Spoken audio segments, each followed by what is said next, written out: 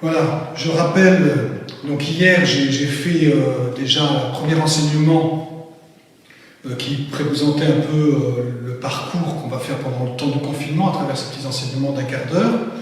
Et puis, j'invitais à lire l'Épître aux Colossiens, une épître de 3 chapitres, facile à lire, rapide, et c'est toujours bien de tourner vers la parole de Dieu pour pouvoir avoir quelques éclairages et pour pouvoir cheminer vraiment dans ce que le Seigneur attend de nous finalement.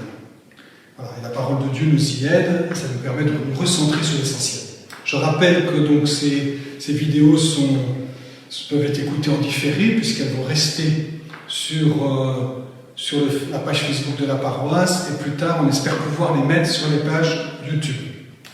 Voilà, aujourd'hui donc le thème est le désir de Dieu. Voilà, on est tous habités de désir. En fait, l'être humain est un être de désir. Et nous l'avons constaté, c'est ce qui nous fait avancer, c'est ce qui nous fait cheminer dans nos vies. Ce sont les désirs qui finalement nous motivent pour avancer, le désir de vivre pour se lever, le désir de se reposer pour se coucher, etc. Mais nous avons un désir fondamental qui nous habite, c'est le désir d'être heureux, le désir du bonheur. En fait, c'est quelque chose qui habite tout être humain, quel qu'il soit, on cherche tous le bonheur. Parce qu'on est fondamentalement fait pour ça, on est fait pour le bonheur, et donc on cherche à vivre, à trouver ce bonheur dans nos vies. Mais seulement, depuis le péché, eh bien, on cherche, on est habité de désirs désordonnés, et on cherche le bonheur un peu partout. Donc nos désirs sont parfois, souvent mal orientés, donc on désire plein de choses, en pensant trouver le bonheur, et on trouve parfois quelques plaisirs, mais rarement le vrai bonheur, le grand bonheur. Donc nos désirs vont dans tous les sens, le péché ayant mis du désordre dans nos vies, on a du mal à vraiment trouver là où on pourra être comblé, là à mettre notre désir dans la bonne orientation pour être comblé. Parce qu'en fait, fondamentalement, le désir qui nous habite de bonheur ne peut être comblé que par la rencontre de Dieu, que par l'expérience de la vie en Dieu. Là est le désir qui remplit vraiment une vie. Là est le désir quand ce désir nous l'avons accueilli, eh bien ça remplit vraiment une vie et ça la comble vraiment de bonheur. C'est comme ça qu'on peut comprendre ceux qui vont s'engager à la suite de Dieu dans la vie érémitique ou dans la vie religieuse contemplative, car ce désir de Dieu, cette rencontre de Dieu peut les combler. Voilà, ce bonheur, ça peut donner vraiment le bonheur qui comble vraiment. Et souvent, même si nous chrétiens, on a déjà fait cette expérience d'avoir désiré Dieu, de la rencontrer, de le désirer aujourd'hui, même si ce désir de Dieu est dans nos vies, il n'empêche que souvent, on est un peu aussi dispersé par de multiples désirs. Et beaucoup d'autres désirs entrent en concurrence avec le désir fondamental de Dieu qui est dans nos vies. Et donc, on peut être fasciné par avoir une belle maison, désirer une belle voiture, désirer un confort matériel, désirer de l'argent, du pouvoir, avoir un désir de confort personnel uniquement égoïste, rechercher aussi des plaisirs qui sont donc une recherche de bonheur, mais de bonheur éphémère qui n'ont pas beaucoup d'intérêt. Toujours est-il qu'à travers cela, il y a des idoles qui sont en concurrence avec notre désir, le désir de Dieu que nous sommes invités à faire. Et c'est pour cela que nous avons un travail, nous, en tant que chrétiens, un travail pour rechoisir, pour désirer l'unique chose désirable, pour désirer vraiment l'unique personne qui peut nous donner vraiment le bonheur. Donc ce bonheur, il se trouve en Dieu. Et donc, je vais vous lire le catéchisme de l'Église catholique, au numéro 1718. Les béatitudes, donc c'est l'évangile que nous avons lu dimanche dernier, pour la fête de la Toussaint, les béatitudes répondent au désir naturel de bonheur. Ce désir est d'origine divine. Dieu l'a mis dans le cœur de l'homme afin de l'attirer à lui, qui lui seul qui peut le combler. Le désir de bonheur n'est pas une mauvaise chose, il est vraiment d'origine divine. Nous sommes faits pour le bonheur, nous sommes faits pour être comblés de bonheur, et cela, nous ne pouvons l'avoir qu'en Dieu, et nous ne pourrons être comblés réellement qu'au ciel, que dans la vision béatifique, que dans la béatitude céleste, comme on dit, béatitude qui veut dire aussi bonheur, dans ce bonheur céleste. Et nous ne serons comblés que là. Mais dès ici-bas, nous pouvons déjà aspirer à ce bonheur, car dès ici-bas, le Seigneur nous donne de goûter déjà au bonheur de sa présence et au bonheur du ciel. Saint Augustin écrit « Tous, certainement, nous voulons vivre heureux. Et dans le genre humain, il n'est personne qui ne donne son assentiment à cette proposition avant même qu'elle ne soit pleinement énoncée. Tous, nous voulons être heureux, voilà. Et même celui qui va faire le mal, même celui qui va voler, qui va même peut-être tuer ou être violent, il le fait parce qu'il pense que inconsciemment son bonheur va se trouver sur ce chemin. C'est le bonheur donc, mais là c'est un désir de bonheur mal orienté. Comment est-ce donc que je te cherche, Seigneur, toujours Saint Augustin, puisqu'en te cherchant, mon Dieu, je cherche la vie heureuse. Je fais que je te cherche pour que vive mon âme, car mon âme vit, mon corps vit de mon âme et mon âme vit de toi. La vie heureuse, elle est en Dieu. Dieu seul rassasie, dit saint Augustin. Donc la béatitude est l'unique but de l'existence humaine, la béatitude céleste, la béatitude en Dieu.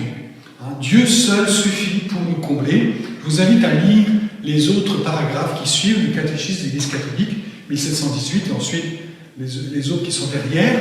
Vous pouvez trouver le catéchisme, ce texte du catéchisme, sur Internet aussi. Voilà. Dieu nous appelle à son propre bonheur, il veut nous combler, il nous a fait pour ça, et il veut nous combler lui-même, mais il ne veut pas le faire sans nous, et il attend que nous choisissions de le suivre, que nous orientions notre désir vers lui. Il n'est pas de plus grand bonheur et de plus belle réussite que d'être avec Dieu et de goûter la présence de Dieu. Le bonheur est en Dieu, c'est une promesse qui se réalise pour plus tard, mais dès maintenant. Dès maintenant, nous pouvons vivre de ce bonheur. Et donc, il y a ce grand désir, celui de Dieu, que nous devons chercher, choisir de désirer Dieu seulement. Et puis, il y a les autres désirs, les petits désirs autour qu'il nous faut de fait délaisser, qu'il nous faut choisir de renoncer parfois, voilà. Et ces désirs et ces petits désirs ne sont pas purs, ils sont des idoles bien souvent. Il nous faut donc choisir Dieu seul pour pouvoir avancer en vie chrétienne. Comme je disais, le désir est un moteur pour avancer dans la vie, et donc le désir de Dieu va nous faire avancer dans notre vie chrétienne. Voilà. Et ce désir de Dieu est en pure opposition avec ce qui nous habite aussi, les pulsions, ces chers qui recherchent des plaisirs passagers, des bonheurs passagers, des plaisirs passagers.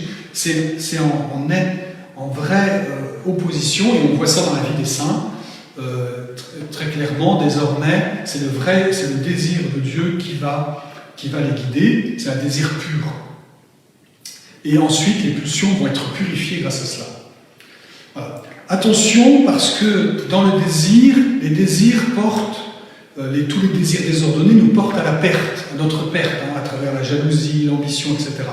Et donc il faut orienter, encore une fois, nos désirs vers l'unique désir. Et comment faire? Voilà, ça c'est la grande question. Comment faire? L'unique désir, nous pouvons le trouver. Donc l'unique désir, c'est Dieu. Donc comment faire pour alimenter cela? Eh bien, il faut entretenir notre relation à Dieu. Cette relation, on va l'entretenir par la contemplation, par une recherche de Dieu dans notre vie, par la lecture de la Bible. C'est pas inutile de parler de Dieu, de parler à Dieu. C'est quelque chose qui alimente le désir des vraies joies, du vrai lieu de consolation et de joie. Et voilà, lecture de la Bible, des lectures spirituelles, des lectures de vie de saint aussi peuvent nous aider, éveiller notre désir spirituel, notre désir de Dieu. Voilà. Mais aussi des exercices spirituels et des retraites aussi. Faire des retraites permet de remettre Dieu au centre et de désirer Dieu pour avancer vraiment. Sinon, nous allons facilement nous laisser prendre par d'autres désirs, nos petites idoles, qui vont reprendre la place et qui vont nous détourner. Parce que les autres désirs sont futiles, comme je l'ai dit, et il nous faut les marginaliser. Ça ne veut pas dire qu'il ne faut pas désirer certaines choses, mais il nous faut les mettre à leur place et ce n'est pas facile. On peut dire avec la parole de Dieu que tout est vanité. Voilà. Et donc, il faut toujours nous rechoisir. Et c'est un acte de volonté que de rechoisir, de désirer Dieu et Dieu seul. Voilà. Il y a ensuite, une fois qu'on désire vraiment Dieu, il y a des désirs qui découlent du désir de Dieu. Et ces désirs-là sont d'un autre ordre que les premiers désirs dont on a parlé, dont il faut se détacher.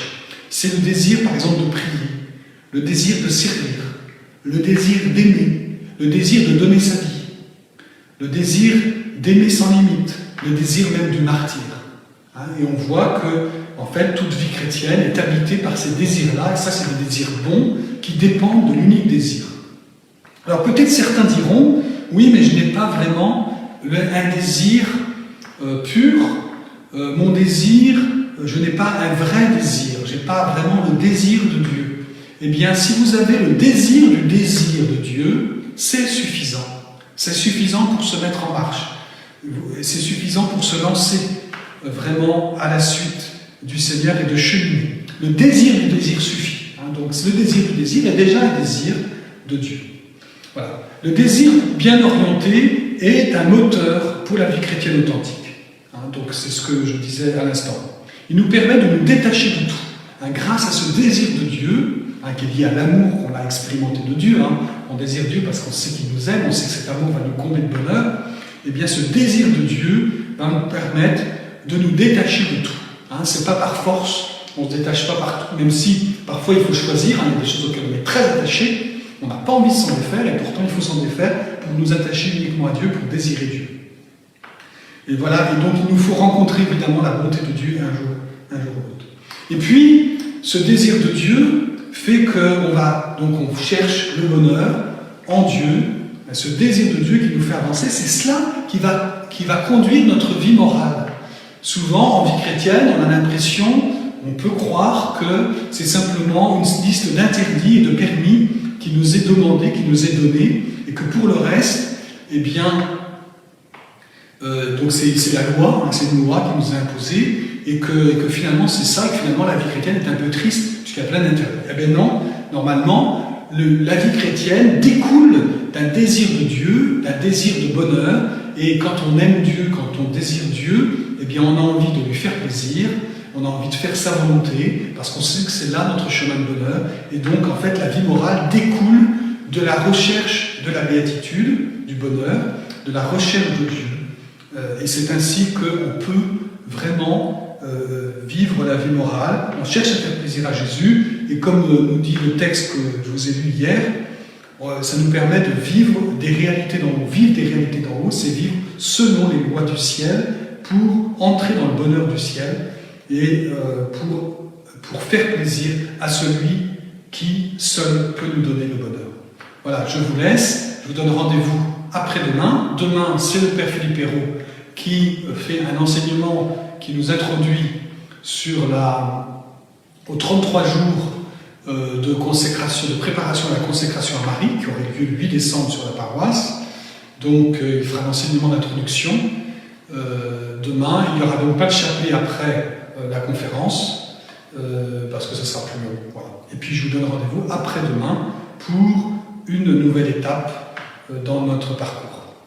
Voilà, bonne soirée.